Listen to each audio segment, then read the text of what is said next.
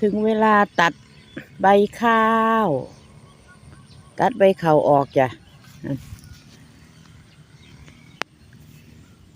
ตัดแล้วถ้ามีน้ำเนี่ยจะเป็นตัดแล้วบัดที่นี่เขาเพิ่นกะสิขึ้นได้หญ้าบ่ขึ้นได้จะหญ้ากะสิขึ้นบ่ได้บัดนี้มีแต่เขาแล้วขึ้นบัดนี้หน้าทางจะเพิ่นตัดเสร็จนะของเฮาบ่ทันได้ตัดอยู่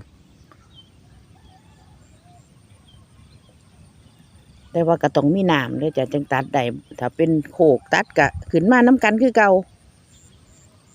บัดนี้โตเพิ่นโลนลงเพิ่นก็เป็นปุ๋ยจ้ะบัดนี้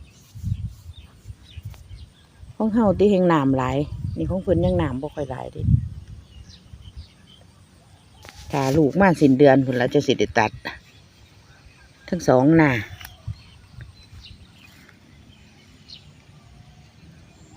ตัดใบข้าว